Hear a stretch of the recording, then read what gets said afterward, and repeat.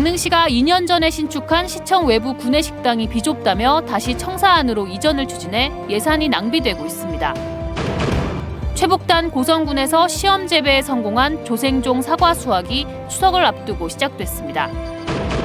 폐광 지역 지원을 위한 폐특법이 제정되고 27년이 지났지만 여전히 강원랜드 외에 뚜렷한 대체 산업을 찾지 못하고 있습니다. 싸이 흠뻑쇼 강릉 공연장 철거 중에 발생한 근로자 추락 사망 사고와 관련해 고용노동부가 공연기획사와 하청업체 압수수색을 실시했습니다. 안녕하십니까. 뉴스데스크 강원입니다. 강릉시가 2년 전 청사 안에 있던 멀쩡한 구내식당을 외부로 옮겼다가 논란을 빚은 적이 있습니다. 그런데 식당이 비좁다는 이유로 다시 청사 안으로 원위치하기로 해 예산 낭비라는 지적이 나오고 있습니다. 이용 기자가 보도합니다. 지난 2020년 11월 강릉시청 테니스장 부지에 새로 지어진 구내식당. 청사 17층에 있던 구내식당을 외부로 옮긴 건데 공사비만 9억 원이 들었습니다. 식당 이전으로 비어버린 청사 17층은 6억 원을 들여 사무공간으로 리모델링했습니다. 식당 신축과 이전 비용으로 15억 원을 쓴 셈입니다.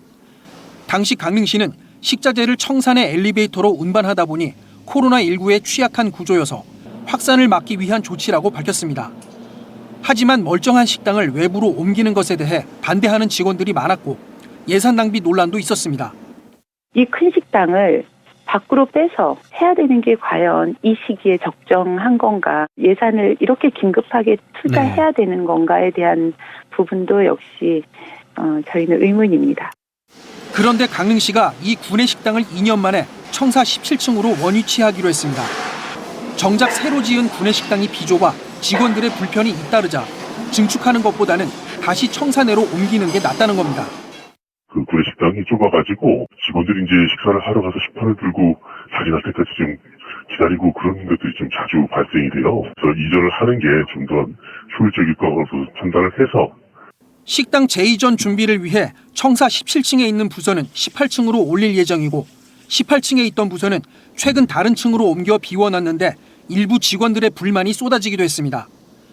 멀쩡한 사무실을 2년 전 식당 이전 때문에 옮겨놓고 또다시 옮기는 게 말이 되냐는 겁니다. 예산 낭비라는 지적도 나오고 있습니다.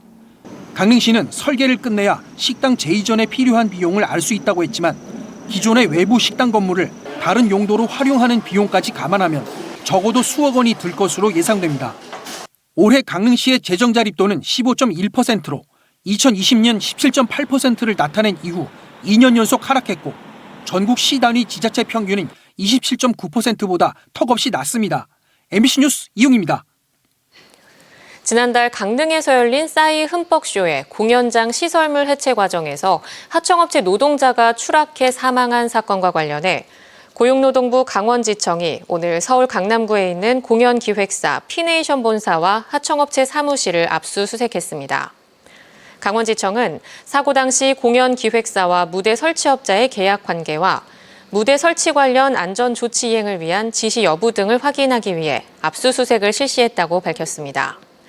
이달 19일까지 강원 권역에서는 19건의 중대재해가 발생했습니다. 이번 주 들어 도내에서 이틀 연속 코로나19 신규 확진자가 4,000명 이상 발생하다 어제와 오늘은 3,000명대로 떨어져 확산세가 주춤한 모습입니다. 오늘 오후 6시까지 지역별 신규 확진자는 강릉 401명, 동해 211명, 속초 166명, 삼척 111명 등 3,054명이며 누적 확진자 수는 66만 4천여 명입니다. 병상 가동률은 어제 61%에서 59.7%로 소폭 줄었지만 중환자 병상은 46개 가운데 10개만 남은 상황입니다. 강원도 최북단 고성에서 지난해 사과 시험 재배에 성공했는데 올해 추석을 앞두고 사과 수확이 시작됐습니다. 궂은 날씨 속에서도 당도가 높고 육질이 좋은 사과가 지난해보다 3배가량 많이 생산될 전망입니다. 김인성 기자입니다. 빨갛게 잘 익은 사과가 주렁주렁 매달려 있습니다. 새콤달콤한 과즙이 풍성하고 과육이 단단해 씹는 맛이 일품인 아리수라는 사과입니다. 추석을 2주가량 앞두고 조생종인 아리수 품종부터 수확이 시작된 겁니다.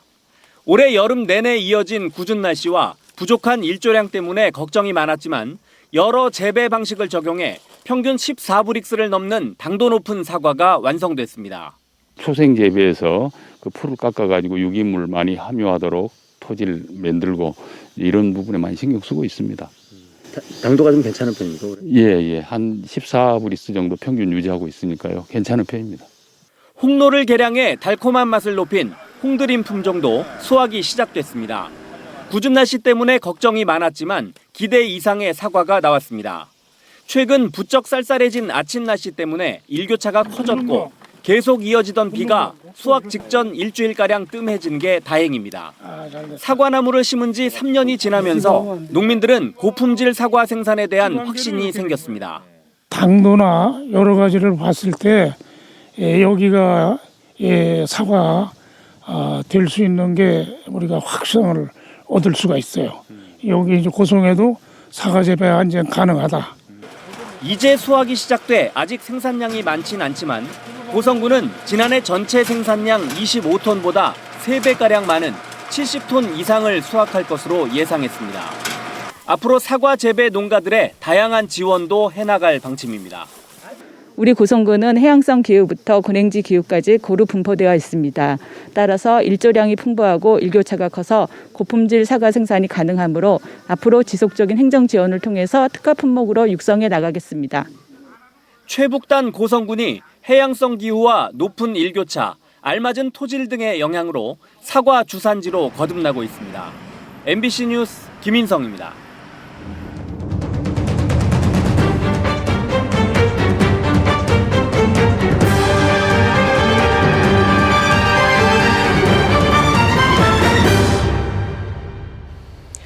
폐광 지역의 미래 발전 방향을 모색하는 기획보도 순서입니다. 극심한 침체에 빠진 폐광 지역을 살려내기 위해 폐특법이 만들어졌습니다. 폐특법은 어떤 영향을 미쳤고 이를 근거로 생긴 강원랜드는 어떤 모습인지 배연환 이준호 기자가 연이어 보도합니다. 지난 1989년 석탄산업 합리화 조치 이후 폐광 지역 주민들이 생계를 걱정하며 크게 반발하자 정부는 침체에 빠진 폐광 지역을 돕겠다며 폐광 지역 개발 지원에 관한 특별법, 이른바 폐특법을 제정했습니다. 폐특법에는 탄광이 사라지는 지역을 폐광 지역 진흥지구로 지정해 공적 자금으로 개발하기 위한 법적 근거가 담겼습니다. 특히 폐광 지역 한 곳에 내외국인 출입이 가능한 카지노업을 허가해주는 내용이 포함됐는데 결과적으로 강원랜드의 설립 토대가 됐습니다. 당시 폐특법은 2005년까지 효력을 유지하도록 명시했고 카지노업에서 발생하는 이익의 일부는 폐광 지역에 지원하는 내용을 담았습니다. 그러나 이후에도 폐광 지역이 회생할 조짐을 보이지 않자 2005년 법 개정을 거쳐 폐특법 시효는 2015년까지 1차 연장됐습니다. 폐특법은 2012년 재개정 절차를 거쳐 2025년까지 시효가 2차 연장됐고 폐광 지역에 지원하는 기금의 납부 한도도 카지노 이익금의 25%로 다시 늘어났습니다. 하지만 폐광 지역의 침체는 예상보다 길어졌고 결국 폐특법 시효는 지난해 다시 20년 연장돼 2045년까지로 늘어났습니다. 향후 20년 후에 사업에 대한 어떤 그 평가를 다시 하면 그 사업의 어떤 연속성으로 인해서 폐특법이 항구적인 법안으로 연장되지 않았나. 폐광 지역 납부 한도도 카지노 이익금의 25%에서 카지노 매출액의 13%로 변경해 폐광 지역 기금이 늘어나는 성과를 얻었습니다. 코로나19 사태 등을 겪으며 강원랜드가 적자 경영을 하게 되자 폐광 지역 기금이 아예 적립되지 않는 것을 막기 위해 납부 한도 기준을 카지노 이익금 기준에서 매출액 기준으로 바꾼 겁니다. 20년도에 폐광 기금이 0원이었는데 그런 걸 방지하고 또 매출액의 13%면 기존의 폐광 기금보다는 조금 다소 높은 수준입니다. 폐특법 시효는 연장됐지만 폐광 지역 개발 기금을 통한 실질적인 지역 경제 활성화와 미래 먹거리 창출이라는 과제는 여전히 남아 있습니다. 강원랜드가 생긴 이후 지난 2000년부터 20년 넘게 폐광 지역을 위해 카지노 영업으로 적립한 기금은 2조 2천억 원. 막대한 공적 자금이 투입됐는데도 지역 소멸과 지역 경제 침체를 막지 못한 게 현실입니다. 인구로 말하면 한 5분의 4, 6분의 4는 줄었고 그 6분의 4, 1만 남았지 뭐 그렇고 이 폐광되기 전하고 지금하고 경기는 뭐 10분의 1도 더 줄었어요. 이처럼 폐특법이 연장되는 과정을 거치며 폐광 지역에서는 안도와 함께 걱정이 늘 교차하고 있습니다. 2045년까지 앞으로 남은 시간은 20여 년. 폐광 지역 개발 기금을 어떻게 사용하느냐에 따라 폐광 지역의 존립이 결정될 것으로 보입니다. 이런 상황에서 폐광 지역 활성화를 위해 마중무 역할을 맡고 있는 강원랜드가 설립 이후 어떻게 자리매김하고 있는지 취재했습니다. 지난 1996년 페트법을 근거로 강원랜드 법인이 설립됐습니다. 당시 정선 지역 주민들은 30개 넘는 탄광이 사라져 지역 소멸 위기에 처해 있었다고 회상합니다. 저희는 목숨을 걸고 했었고 그 당시에 폐기물장, 교도소, 정부에서 흉물스러운 모든 것 우리가 받을 준비가 돼 있다. 그 정도로 저희는 절박했었고요. 강원랜드는 법인 설립 4년 만에 스몰 카지노 문을 열었습니다. 라스베가스나 호주나 마카오 같은 데서 했는데 이제 나이 많아서 외국 못 나가고 그래서 여기서 왔습니다. 지난 2003년엔 메인 카지노가 개장했고 지난해까지 누적 방문객 5천만 명에 달합니다. 폐광 지역에 2조 원 넘는 기금을 지원했고 3천억 원이 넘는 지방세를 냈습니다. 여기에 다양한 사회공헌 사업에 3천억 원의 비용을 썼습니다. 그러나 강원랜드가 있는 정선군을 포함해 폐광 지역은 여전히 소멸 위기에 놓여 있습니다. 어린아이들은 없고 실질적으로 지금 노후된 70 이상 노인네들이 80% 우리 지역에 살고 있습니다. 인구가 늘질 않아요. 강원랜드가 자회사나 출자기관으로 참여한 하이원 추추파크, 하이원 엔터테인먼트 등 대부분의 대체 산업이 실패하며 투자 효과가 크지 않았던 겁니다. 대체 산업을 선정하고 약 3,500억 원을 지원했어요. 그런데 이제 그 성과 면에서 다소 좀 차이가 있습니다. 강원랜드 이외에 성공한 사업이 별로 없고 대부분 이제 관광 리조트들이 조성되다 보니까 경쟁이 또 치열하게 이루어지고 있는 부분이기 때문에 투자 사업이 큰 성과를 거두지 못하고 리조트 사업 경쟁이 치열해지자 강원랜드는 지역 뉴딜 사업으로 돌파구 마련을 준비하고 있습니다. 강원랜드의 주요 중장기 목표 중 하나는 부지 주변 산림을 활용한 복합 휴양 리조트 조성입니다. 산림 휴양지 개발에 일자리를 잃은 광부들을 대거 투입해 지역 경제를 부양하고 리조트 경쟁력도 함께 키워나간다는 구상입니다.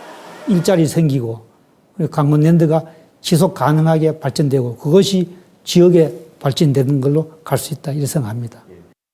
강원랜드 카지노가 본격 운영된 지 어느덧 20여 년. 국내 석탄 산업은 곧 막을 내리 처지이지만 변변한 대체 산업 없이 폐광 지역엔 강원랜드만 홀로 우뚝 서 있습니다. MBC 뉴스 이준입니다.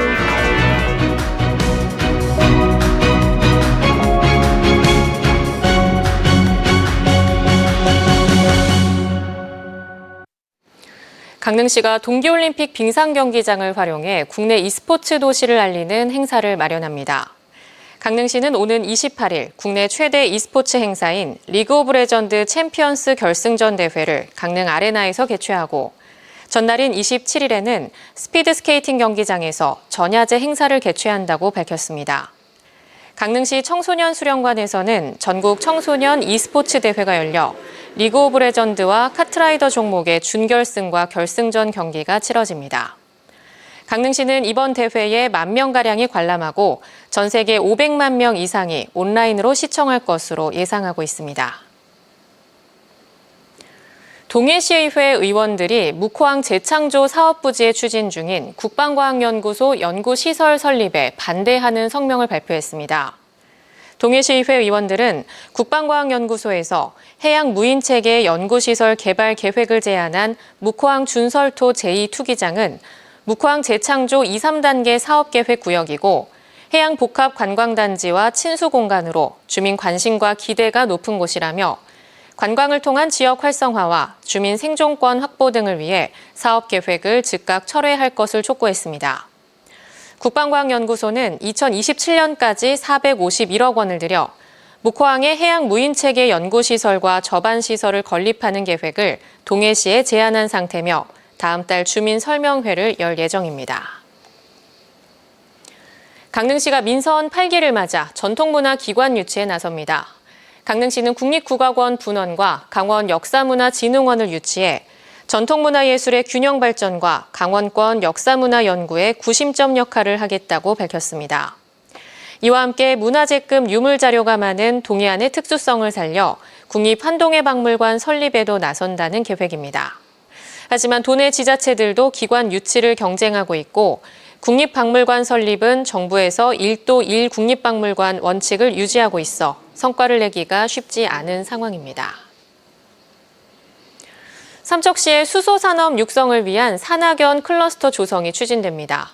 삼척시는 오늘 강원도와 강원대, 강원테크노파크, 한국폴리텍대학 강릉 캠퍼스, 삼척 마이스터고와 업무 협약을 맺고 정보 제공과 예산 지원, 인재교육, 기술개발 컨설팅, 기업 지원 컨설팅 등에 협력하기로 했습니다.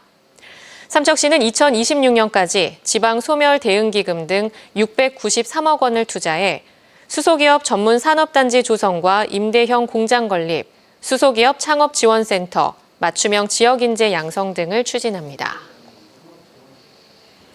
설악산 흘림골 탐방로가 7년 만에 개방됩니다. 국립공원공단은 2015년 8월 낙석 사고 발생 이후 설악산 흘림골 탐방로 출입을 통제했지만 다음 달 6일부터 내년 2월 말까지 임시 개방한다고 밝혔습니다.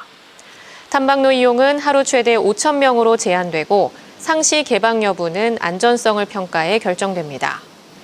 흘림골 탐방로는 탐방지원센터에서 용소폭포 삼거리까지 3.1km 구간이며 안전 취약 지점 22곳에는 낙석 방지 보강시설 등이 설치됐습니다.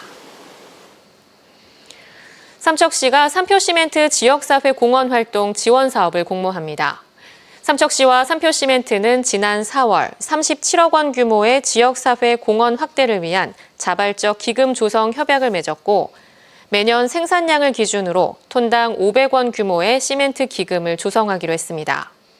지원 대상 사업은 초중고 대학생 활동사업과 시민 프로그램, 생활 환경 개선, 문화예술 취약계층 지원 등이며 일회성 행사나 선심성 사업 등은 제외됩니다. 동해시가 2022년도 어업인수당을 동해페이로 지급합니다. 어업인수당은 지난해부터 시행돼 2년 이상 강원도에서 어업 경영체로 등록한 어업인에게 연간 70만 원이 지원되며 동해시 166개 어가 중 156개 어가를 선정해 동해페이로 지급합니다.